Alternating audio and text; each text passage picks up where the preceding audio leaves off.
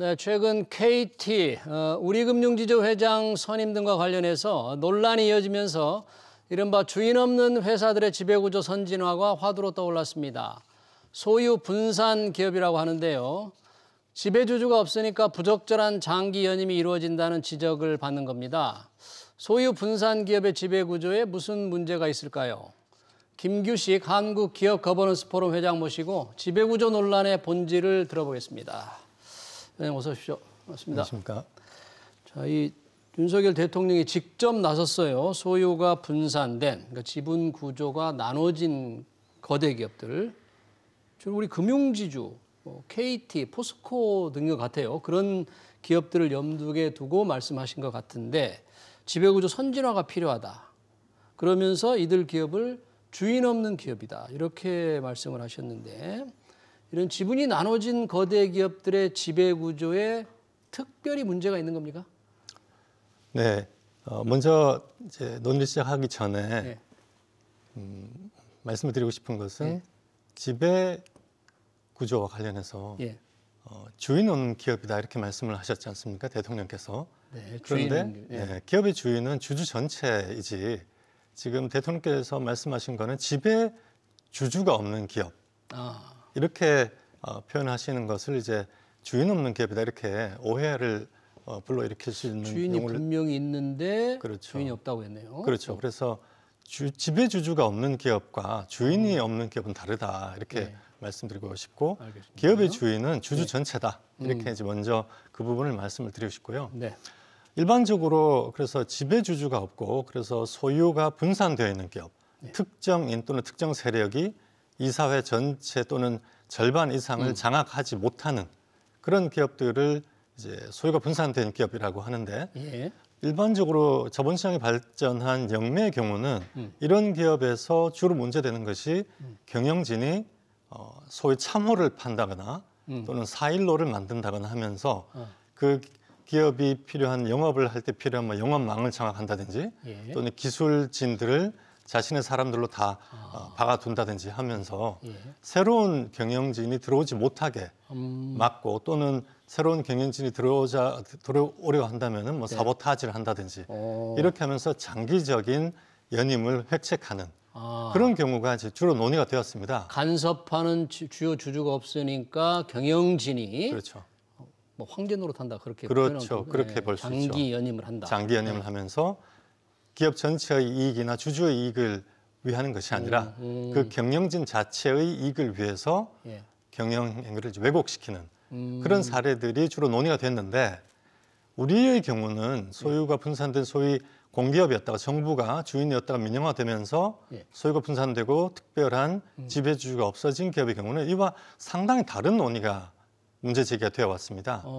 첫 번째는 장기 연임을 한 CEO가 거의 없었고요. 장기 연임. 그렇죠. 예를 들어 뭐 KT, KTNG, 포스코 또는 금융지주 회사 등등의 경우에 소유가 분산된 기업의 경우 장기 연임을 해서 영매의 경우에 문제가 됐던 그런 식의 사례가 거의 없었고 오히려 예를 들어 포스코 같은 경우는 정권이 바뀌면은 어김없이 회장이 바뀌는 그런 관행이 있어 왔습니다. 포스코는 장기 연임이 아니라 정권이 바뀔 때마다 그렇죠. CEO가 바뀌었다. 그렇죠. 그래서 우리의 경우는 물론 동전의 양면처럼 그 기업의 가장 뛰어난 인재가 CEO가 되고 그 CEO가 그 기업의 가치를 올리는 이러한 형태의 거버넌스를 가지 못한다는 점에서는 똑같지만 우리의 공기업의 경우, 우리의 소유 분산된 기업의 경우는 오히려 장기 연임을 하지 못하고 정권이 바뀔 때마다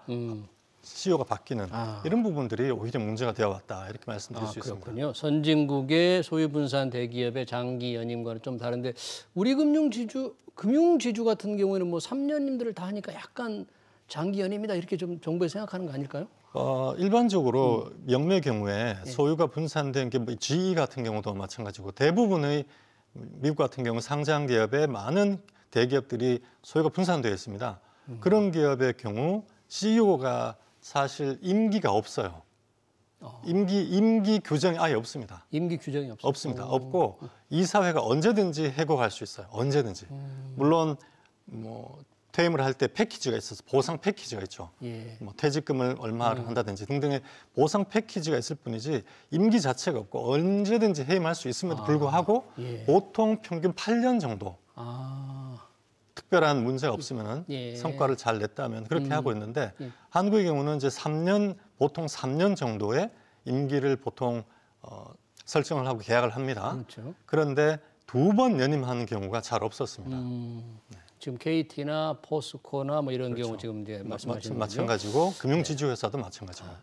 지금 윤석열 대통령께서 이런 소유 분산 대기업의 지배구조 투명성에 문제가 있다 이렇게 얘기하다 보니까 지배주주가 있는 분명한 이제 기업들의 경우에는 대기업들, 뭐 재벌 기업들이 이제 예를 들자면 지배구조 문제 거기는 뭐 없나 이렇게 좀 받아들여질 것 같은 생각도 드는데요. 그렇죠. 대통령께서 뭐 그런 취지로 말씀은 하지 않으셨을 거라고 저는 생각을 합니다만은 오해를 하자면은 지배주주가 있는 기업은 기업 거버넌스가 특별히 문제가 없으니 국민연금을 통해서 의결권 그 주주의 권리를 뭐 깊이 관여하지 않겠다라는 오해를 불러 일으킬 수 있지만 아시다시피 한국의 대기업의 경우는 대부분 지배주주가 있습니다. 그렇죠. 그럼에도 불구하고 코리아 디스카운트라는 그 용어에서 알 수 있듯이 굉장히 왜곡된 다른 선진국에 비해서 한국의 지배구조에 수많은 문제들이 노정되어 있고 저희 포럼이 또 그런 부분에 대해서 계속 문제 제기를 해왔듯이 지배주주가 있다고 하여 기업 거버넌스 왜곡이 덜하다 이렇게 전혀 볼 수 있는 상황은 아닙니다. 그러네요. 코리아 디스카운트 하면 한국 기업들 뭐 주요 기업들의 지배주주가 다 있는데 왜 코리아 디스카운트냐? 그렇습니다. 그러니까 지배구조 문제가 없다는 것은 조금 그렇죠. 어폐가 있죠. 어폐가 있다. 네. 방금 말씀하실 때 이제 이런 소유분산 대기업의 국민연금들이 상당히 국민연금이 많은 이제 주주가 거의 뭐 1, 2 대주주 그렇죠. 꼴이잖아요. 그래서 뭔가 이 경영에 개입을 하는 직접 스튜어드십을 작동을 하는 게 좋겠다 이런 말씀을 하셨는데 이거는 어떻게 보십니까?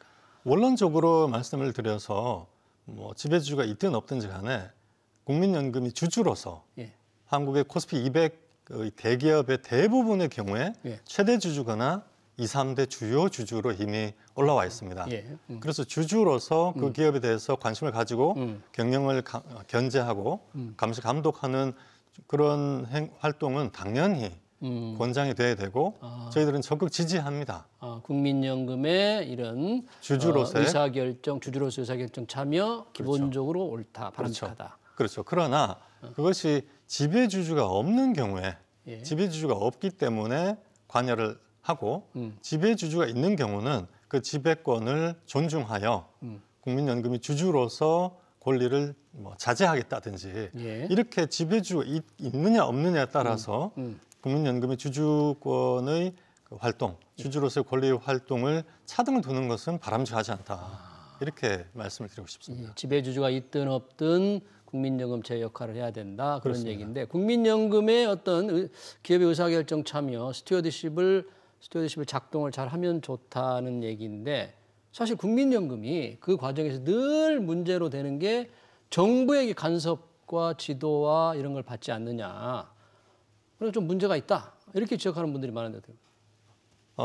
국민연금이 한국의 국민연금은 굉장히 특수한 상황이 있고요.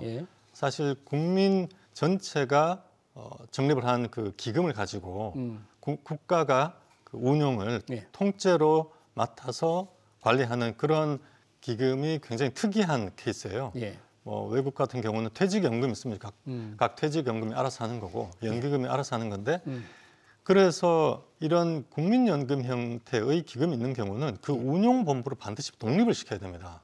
기금 운용본부를 독립을 시켜야 되는데 그렇죠. 우리는 독립이 안 되어 있습니다. 어떻게 안 돼요? 이런 형태의 국민연금 중에서 국민연금 기금 운용본부가 독립되지 않은 나라는 한국밖에 없어요. 우리나라밖에 없어요? 예를 들어서 국민연금법을 보면은 지금 국민연금의 운용을 함에 있어서 두 가지 큰 위원회가 있는데 하나가 기금 운용위원회가 있습니다.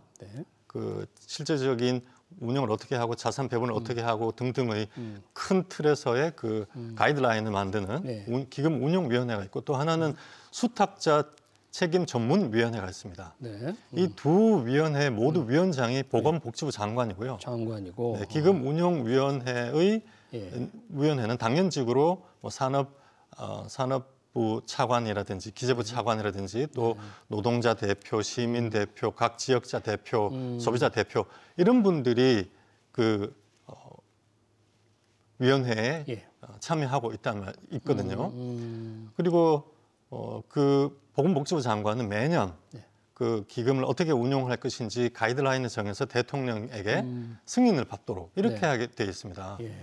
그런데 여기까지는 뭐 그럴 수 있다고 생각을 하고 있는데 CIO라고 하는 Chief Investment Officer라고 하는 투자 총책임자에 기금 운용 책임자. 그렇죠. 투자 책임자. 책임자가. 투자 책임자의 신분 보장이라든지 예. 또 어떠한 선임 절차를 거쳐서 선임이 되는지 그 사람의 보상과 예. 책임에 대한 규정이라든지 이런 것들이 국민연금법에도 없고 시행령에도 없어요. 아. 그냥 단지 국민연금의 내부 규정에 의해서 이루어지고 있기 때문에 이런 상황에서는 투자 책임자가 자신의 재량을 갖고 오로지 국민연금의 주주로서의 권리에 충실하게 그렇게 업무를 수행하기 매우 어렵다. 이렇게 말씀드리고 싶고요. 예. 이런 상황이라면 예. 이런 구조하에서라면은 국민연금이 특정한 사안이나 특정 기업에 대해서 주주의 권리를 상법에 정해져 있는 주주 권리를 행사하더라도 그것이 보건복지부 장관의 의도가 개입되어 있다고 당연히 의심할 수밖에 없는 것이고 그러네요. 보건복지부 장관은 대통령이 임명하기 때문에 결국은 대통령의 의중이 예. 거기에 투영되어 있는 것이다라고 의심할 수밖에 없는 거죠. 그래서 저는 빨리 시급히 예. 그런 아까 말씀하신 그런 의심을 벗어나기 위해서는 기금운용본부를 시급히 독립시켜야 한다. 이렇게 말씀드리고 싶습니다. 네, 그러네요. 그러니까 국민연금이 기업 의사결정에 참여하는 건 좋은데 그 기금운용본부가 독립돼 있지 않으니까 오해를 살 수도 있고 실제 그런 영향을 받지 않느냐. 그렇죠. 특히 최고 투자 책임자의 신분 보장 이런 것도 잘 안 돼 있다. 이게 문제다. 그런 얘기네요. 그래서 그런지 KT의 경우 구현모 대표이사 사장 지금 연임을 앞두고 있잖아요. 이사회가 연임을 의결을 했어요. 근데 국민연금이 공개적으로 반대 의사표시를 했습니다. 이런 데서 오는 그 의심, 아까 국민연금 기금운용본부의 독립성에 대한 의심이 여기서도 조금 뭔가 드러나는 겁니까? 어떻습니까? 그래서 이제 저도 KT에 대해서 예. 이제 대통령과 국민연금이 또 반대하고 이런 이제 이슈가 있어서 잠깐 살펴봤습니다. 예.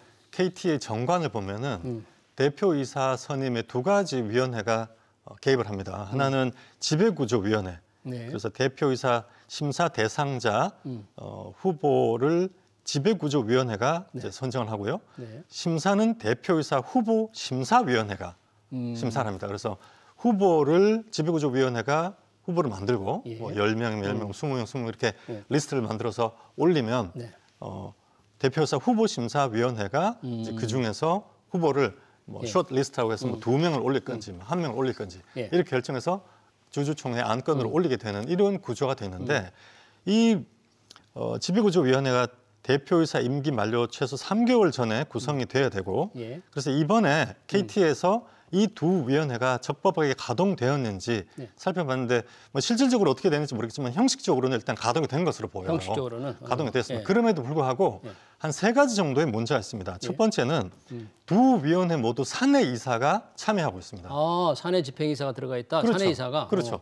사내이사는 기존의 CEO의 영향력 하에 있는 분이잖아요. 그렇죠. 그분이 들어가면은 기존의 CEO의 어떤 뜻을 성과라든지 이런 반영하는 것들을 거죠. 아무래도 우호적으로 말씀할 수밖에 없는 거고 그 그렇죠. 영향을 행사할 수밖에 예. 없는 거니까 예. 사내이사가 들어가서 문제다. 영매기업 자본시장을 발전한 영매의 경우는 대표이사의 이러한 재임이라든지 선임을 위한 후보위원회에는 사내이사가 전혀 들어가 있지 않습니다. 아, 그렇군요. 전적으로 독립이사, 사회이사만으로 구성되어 있어 이 부분이 문제다 이렇게 말씀드리고 싶고요. 두 번째는 예.